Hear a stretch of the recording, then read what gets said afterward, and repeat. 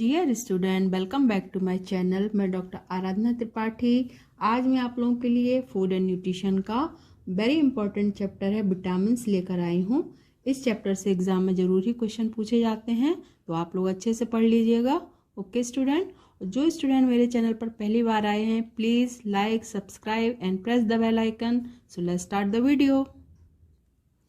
सबसे पहले हम लोग देखते हैं कि विटामिन्स क्या हैं, विटामिन्स किसे कहते हैं, इसकी डेफिनेशन देखते हैं। तो विटामिन्स कार्बनिक यौगिक होते हैं। ये शरीर के नियामक की भांति कार्य करते हैं तथा शरीर की चयापचय क्रियाओं पर नियंत्रण रखने वाले तत्व होते हैं। इनकी भोजन में उपस्थिति बहुत कम मात्रा में ही होती है, परंतु शारीरिक वृद्धि हेतु बहुत ही आवश्यक है। यदि ये तत्व भोजन में ना मिले तो इसकी कमी से बहुत सारे रोग हो जाते हैं। स्टूडेंट, अब हम लोग देखते हैं फर्स्ट क्वेश्चन। इसमें मैंने 4 ऑप्शन नहीं दिए हैं, ठीक है, तो लेकिन एग्जाम में 4 ऑप्शन आएंगे आप लोगों के लिए। फटाफट क्वेश्चन हम लोग सॉल्व कर लेंगे, इसलिए 4 ऑप्शन नहीं दिए हैं। विटामिन शब्द सर्वप्रथम किस वैज्ञानिक द्वारा प्रस्तावित किया गया? तो ये फंक द्वारा किया गया था। कब किया गया था? 1912 में। सेकंड क्वेश्चन देखते हैं, विटामिन कितने प्रकार के होते हैं? 2 प्रकार के होते हैं। कौन कौन से? वसा में घुलनशील विटामिन और जल में घुलनशील विटामिन। वसा में घुलनशील विटामिन कौन से हैं? तो ये विटामिन ए, डी, ई के। जल में घुलनशील विटामिन कौन से हैं? विटामिन बी कॉम्प्लेक्स और विटामिन सी। वसा तथा वसी घोलकों में घुलनशील विटामिन कौन से हैं? ए, डी, ई के।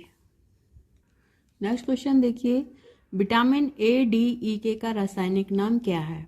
ये क्वेश्चन बहुत ही पूछा जाता है एग्जाम में। विटामिन ए रेटिनॉल और carotenoid, vitamin D calciferol, vitamin E tocopherol, vitamin के नेफ्थोक्विनोन। विटामिन बी कॉम्प्लेक्स के नाम बताइए, रासायनिक नेम।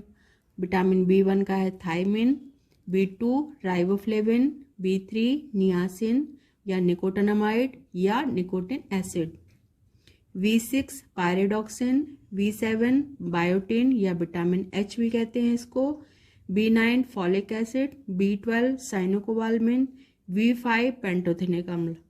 कोलिन को कोलिन ही कहते हैं, इनोसिटॉल को भी इनोसिटॉल ही कहते हैं।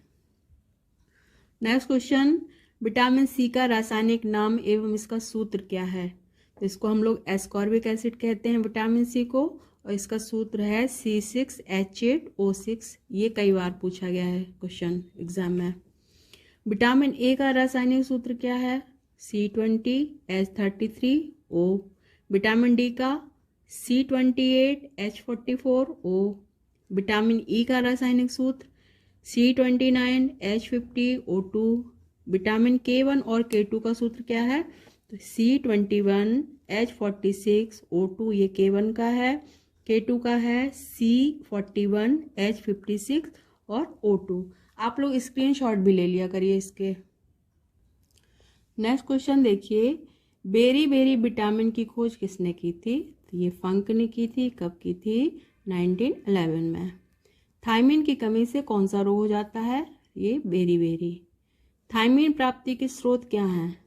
सूखा खमीर, साबुत दाल, तिल, संपूर्ण अनाज, हरी सब्जियां, यकृत, मांस, मछली, दूध आदि। तो सूखा खमीर होता है, इसमें सबसे अधिक मात्रा में जो विटामिन बी कॉम्प्लेक्स है पाया जाता है। कोई भी विटामिन बी का कोई भी फॉर्म हो, चाहे B1 हो, B2 हो, B3 हो, है ना, तो ये किस में होता है? सूखे खमीर में सबसे अधिक मात्रा में पाया जाता है। कौन सा विटामिन WBC की रोगाणु भक्षण क्षमता में वृद्धि करता है? तो ये है थायमिन। नेक्स्ट क्वेश्चन देखिए, बेरी बेरी रोग कितने प्रकार का होता है? तो ये 3 प्रकार का होता है। कौन कौन सा है?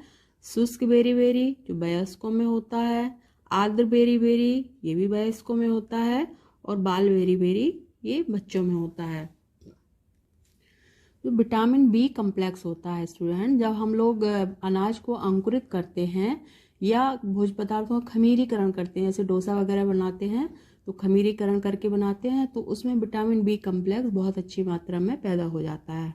ओके, अगला क्वेश्चन देखिए, किस विटामिन का संग्रह शरीर में नहीं होता है? तो ये विटामिन बी और सी। विटामिन जी या लैक्टोफ्लेविन या पीला एंजाइम किस विटामिन को कहते हैं? तो ये है राइबोफ्लेविन। विटामिन B2 की कमी से कौन सा रोग हो जाता है? तो इसको कहते हैं कीलोसिस। राइबोफ्लेविन प्राप्ति के स्रोत क्या हैं?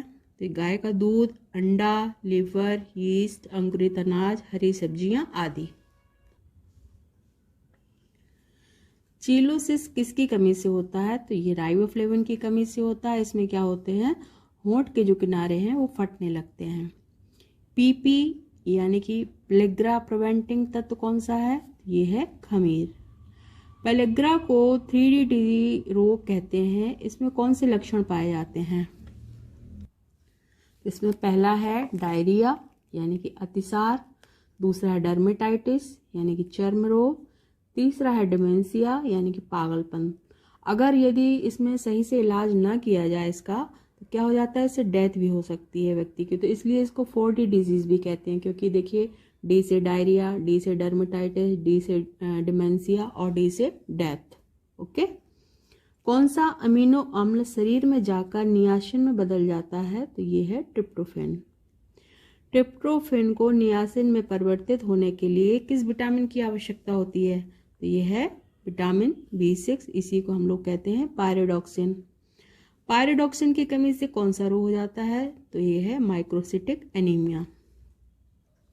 नेक्स्ट क्वेश्चन, पेंटोथेनिक अम्ल सबसे अधिक किस में पाया जाता है? तो ये है रॉयल जेली। इसके अलावा सूखा खमीर, यकृत, चावल की भूसी, गेहूं की मिगी और संपूर्ण अनाज में अच्छी मात्रा में पेंटोथेनिक अम्ल पाया जाता है। कोई एंजाइम के निर्माण में सहायक विटामिन कौन सा है? तो ये है पेंटोथेनिक अम्ल। और जितने भी बी कम्प्लेक्स सारे हैं तो वो भी कोई एंजाइम की भांति हमारे शरीर में कार्य करते हैं। त्वचा को स्वस्थ बनाए रखने के लिए, रक्त में शर्करा के स्तर को समान बनाए रखने के लिए एवं वृद्धि एवं विकास के लिए पेंटोथेनिक अम्ल बहुत ही आवश्यक होता है। नेक्स्ट क्वेश्चन देखिए, फॉलिक एसिड की खोज किस सन में हुई? तो ये हुई है 1941 में। फॉलिक अम्ल की कमी से कौन सा रोग हो जाता है? तो ये है मेगलोब्लास्टिक एनीमिया। फॉलिक अम्ल के क्या कार्य हैं? फॉलिक अम्ल के हमारे शरीर में बहुत ही महत्वपूर्ण कार्य होते हैं, जैसे कि फर्स्ट है आरबीसी के निर्माण में तथा परिपक्वता में आवश्यक है, प्रोटीन के चयापचय में आवश्यक है, हार्मोन्स की क्रियाशीलता में आवश्यक है, हिस्टिडीन, टायरोसिन एवं ट्रिप्टोफैन अमीनो अम्ल के चयापचय में भी फॉलिक अम्ल बहुत ही महत्वपूर्ण कार्य करता है। देखिए हिस्टिडीन, ट्रिप्टोफैन क्या है? ये आवश्यक अमीनो अम्ल है और टायरोसिन क्या है? ये आंशिक आवश्यक अमीनो अम्ल है। फॉलिक एसिड से रिलेटेड बहुत सारे क्वेश्चन मैंने पिछले वीडियो में डाले हुए हैं, वो सब आप लोग देखिएगा, इसलिए मैंने इस चैप्टर में ज़्यादा नहीं डाले फॉलिक एसिड से related question. Okay. Next question देखिए, कौन सा विटामिन DNA और RNA का महत्वपूर्ण घटक है? ये है बायोटिन। इसको हम विटामिन H भी कहते हैं। विटामिन B12 की कमी से कौन सा रोग हो जाता है? तो ये है पर्नीशियस एनीमिया। विटामिन C मुख्यतः कितने रूपों में मिलता है? तो ये 2 रूपों में मिलता है। कौन कौन सा है? पहला है L-एस्कॉर्बिक अम्ल और दूसरा है L-डिहाइड्रोएस्कॉर्बिक अम्ल। एस्कॉर्बिक अम्ल प्राप्ति का सर्वोत्तम साधन क्या है? तो ये है आंवला। आंवले में सबसे अधिक मात्रा में विटामिन C पाया जाता है। इसके अलावा जितने भी खट्टे रसीले फल हैं, अंकुरित अनाज है, पालक है, सलाद है, थोड़ी मात्रा में केव और सिला में भी विटामिन C पाया जाता है। विटामिन C किन कारणों से नष्ट हो जाता है? एक तो सबसे पहला है डिब्बाबंदी, केनिन जिसको हम कहते हैं, दूसरा पकाने में, तीसरा संग्रह में और चौथा है संरक्षण में विटामिन C नष्ट हो जाता है। नेक्स्ट क्वेश्चन देखिए, विटामिन C की कमी से कौन सा रोग हो जाता है? ये है स्कर्वी। स्कर्वी रोग मुख्यतः कितने प्रकार का होता है? 2 प्रकार का होता है। कौन कौन सा है? वयस्कों में स्कर्वी और बच्चों में स्कर्वी। अब विटामिन C के क्या कार्य हैं हमारे शरीर में? बहुत ही इंपॉर्टेंट विटामिन होता है विटामिन C। तो इसके हम कार्य देखते हैं। नंबर पहला है अस्थियों के निर्माण में, दूसरा दांतों को स्वस्थ बनाए रखने में, तीसरा कोलेजन के निर्माण में, चौथा घाव भरने में, पांचवा है चयापचय क्रियाओं को संपन्न करने में कोएंजाइम के रूप में कार्य करता है, कोलेस्ट्रॉल के चयापचय में, रोग प्रतिरोधक क्षमता बढ़ाने में, लोहे तत्व के अवशोषण में सहायक भी होता है, एंटीऑक्सीडेंट के रूप में कार्य करता है, कार्टिकल हार्मोन्स के संश्लेषण में, टायरोसिन तथा फिनाइल अमीन के चयापचय में और रक्त वाहिनियों को स्वस्थ रखने के लिए विटामिन सी बहुत ही आवश्यक होता है। और हमारे शरीर में रोग प्रतिरोधक क्षमता बढ़ाने के लिए भी विटामिन सी बहुत ही आवश्यक होता है। इसलिए हम लोगों को विटामिन सी युक्त भोजन जरूर अपने आहार में शामिल करना चाहिए। जीवन सत्व में क्या पाए जाने के कारण विटामिन नाम दिया गया? लास्ट क्वेश्चन है स्टूडेंट, इसमें है नाइट्रोजन तत्व पाए जाने के कारण इसका नाम क्या दिया गया? विटामिन। ओके स्टूडेंट, मैंने ये दो पार्ट में ये वीडियो बनाऊंगी, ठीक है। ये फर्स्ट पार्ट है और सेकंड पार्ट भी इसका लेके आऊंगी विटामिन का। Okay student, please like share subscribe कीजिए। Thank you for watching.